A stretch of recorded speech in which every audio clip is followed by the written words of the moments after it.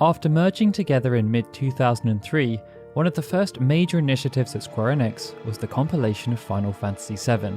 It would offer fans of the original a chance to learn more about the game's wider lore by expanding on the roles of some lesser-known characters, as well as introducing a whole host of new ones.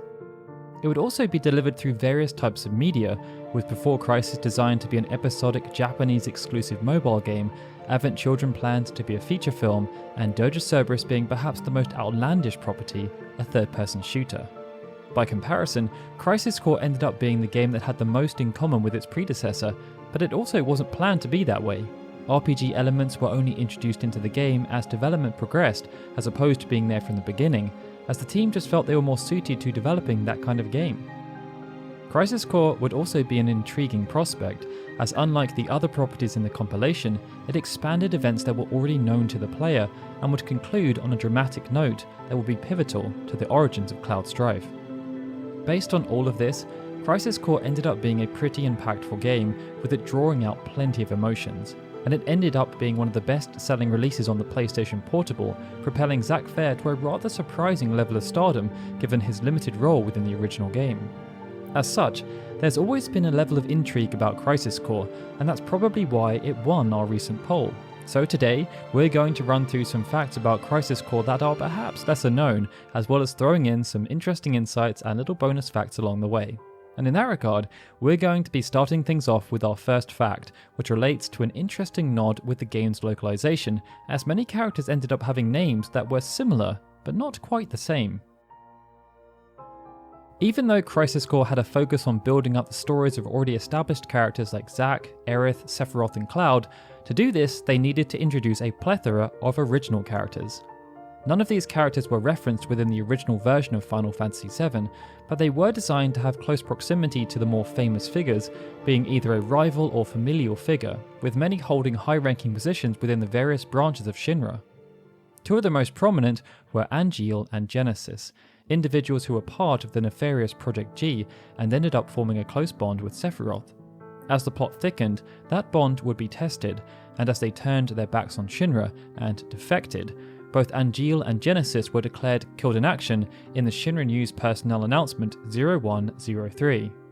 Here, they were denoted as Angeal Hewley and Genesis Rhapsodus, but outside of this announcement, their surnames were never referenced at any other point in the game, and in the Japanese version, during the same announcement, they were just referred to as Angeal and Genesis. What's interesting is that even though Angeal was called Angeal Hewley as part of the official Japanese promotional campaign for the game, and this was consistent in both the Crisis Core Ultimania and the Final Fantasy X Anniversary Ultimania, Genesis has never had a surname in either the Japanese version of the game or its supporting materials. Instead, the surname Rhapsodus was created by the localization team as they prepared for the game's release outside of Japan.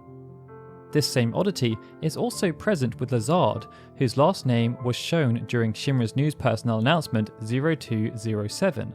In the Japanese version, the same announcement had no surname, with Ducericus added by the localization team, chosen perhaps as a subtle nod to him being President Shinra's secret son, as it's a portmanteau of Shinra if literally translated to Latin.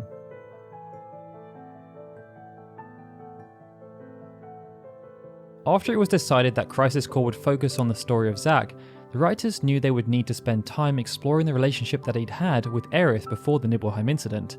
Given their respective backgrounds, great care was taken to make sure this relationship was realistic, with the elephant in the room often being that Zack worked for Soldier, who were under the employ of a company that Aerith was not particularly fond of. But in spite of that barrier, the relationship they built up was strong, and it also had some interesting quirks.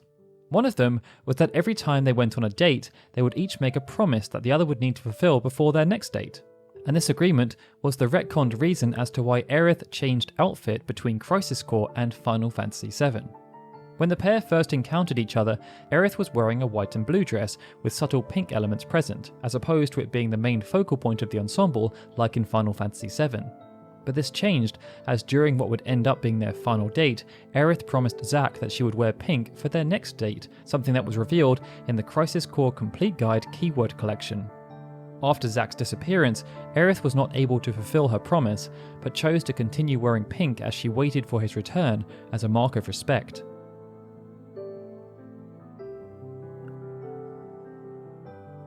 Over the years, numerous Final Fantasy games have had their content edited or censored between the releases in Japan and North America, with Final Fantasy IV and VI featuring numerous amendments to the design of certain enemies and characters, as well as adjustments to the scripts. Even though it was released many years later, Crisis Core was no exception, as a change was made on the assumption of reducing ties to Christianity. In the Banora Underground, many elements feature to tie parts of the plot together and explore connections with the rest of Final Fantasy VII. And one of the elements present was a statue created by Genesis to honour the goddess Minerva, a supernatural being who it's said represents the planet's consciousness, as he wanted her to be part of his reenactment of Loveless. The Japanese version of Crisis Core had a statue that bore significant resemblance to the Virgin Mary, depicting a female figure in a hooded robe. It's unclear whether this was an intentional reference, but ahead of its release in North America, the team, perhaps to try and avoid the connection with Christianity, decided to create a brand new model for the statue. It still featured a female character, but now she wore a helmet, was in a different pose, wore a different robe, and was holding something.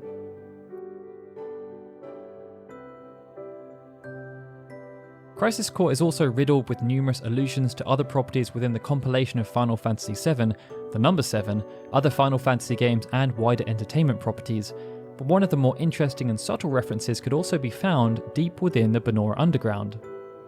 In the first area, known as Depths of Judgment, numerous greenish crystals could be found scattered around the various tunnels and paths that Zack could explore. Upon first inspection, they would appear to be nothing more than crystal formations, but hidden deep within one of the more prominent and grand formations could be seen a powerful foe lying deep in slumber. That foe was Emerald Weapon. It's very subtle, but when looking at the right angle, the shoulders of Emerald Weapon can clearly be seen, and it served as a nice ode to one of the most powerful enemies present in the original game.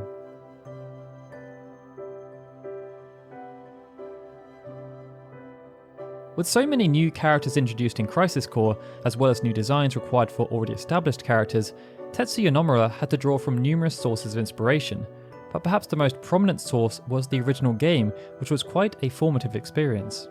Prior to working on Final Fantasy VII, Nomura was still quite new at the company, having served as an ancillary designer on Final Fantasy V before having his remit expanded for Final Fantasy VI.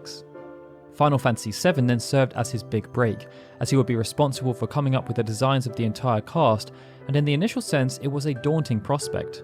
Nomura has spoken in the past about his desire to try and emulate the work of Amano, as it was so aligned with what people perceived Final Fantasy to be, and some of his initial efforts, like Edea, who ended up being shelved and reused for Final Fantasy VIII, were much more ornate. In the end, Nomura decided to stay true to his own vision, creating much cleaner designs. But there was still a lot of editing done throughout development, and Angeal Hewley ended up being the benefactor of a change that would happen 10 years prior to him even being conceived. It's well known that in the earlier draft of Cloud Strife, he was envisioned to have black hair, and it was meant to be slicked back. It passed for a time, but as the team reflected, they realised it didn't make Cloud look very heroic, so they changed it to blonde and spiky, something they hoped would make the character stand out a bit more. The original colour was then moved to Zack, using similar spiky hair as they had limited time to create something more unique, but years later, when design work started on Angeal, he was given black, slicked back hair. Nomura has never gone on record as saying this was an intentional act, and it could have been a coincidence, but if we've learned anything from their work on the compilation, and more recently the Final Fantasy VII Remake, there are very few things done within that particular universe that are coincidental. Almost everything is intentional, and they have been pretty meticulous about it.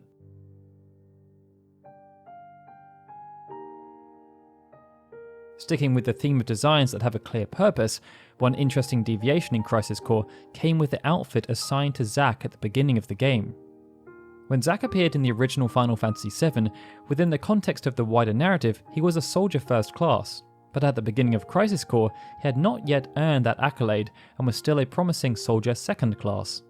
In the original game, soldier second class were only ever seen wearing a uniform that was more plum-coloured, and the same colour was applied to soldier second class who appeared in Crisis Core like Kunsel and Luxier.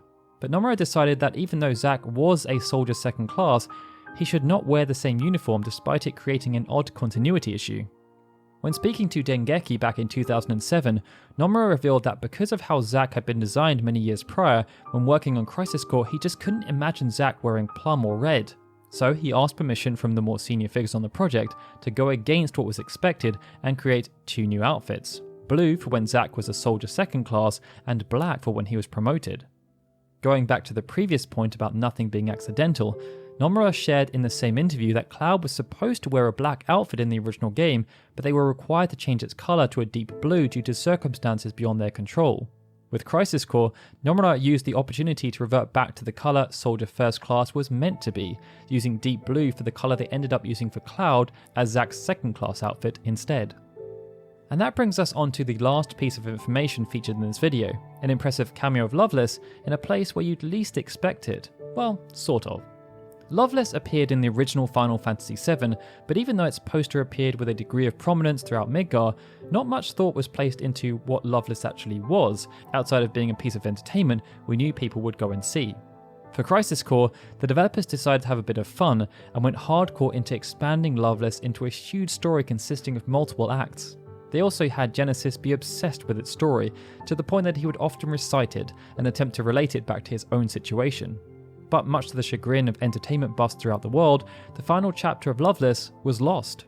That was, until Genesis was extracted by Deepground and the livestream wrote the final chapter on a piece of paper using a black feather. This final act would also appear in an unconventional place, Apocalypse, the digital mindwave associated with Genesis. When called upon, for a very short period of time, the summoned sigil would contain all the words that appear in the 5th and final act of Loveless, showing just how deep the connection went with the story and the world around it. And with that, I think we're done. They were 7 facts about Crisis Core that we feel you probably didn't know, and as always we threw in a load of little bonus facts for good measure. I'm sure though there are still some amongst you who knew them all, but let us know in the comments below which you found to be the most interesting, and of course, if you enjoyed the video, please be sure to hit that like button and subscribe to our channel. Alright guys, this is Daryl signing out. I'd like to extend a big thank you to all of our Patreon and YouTube membership supporters, especially Raining Eckham, Benjamin Snow and Gregory, who are our super special Onion Knight supporters, and of course, a big thank you to everyone for watching this video. I'll see you all again soon for more Final Fantasy goodness.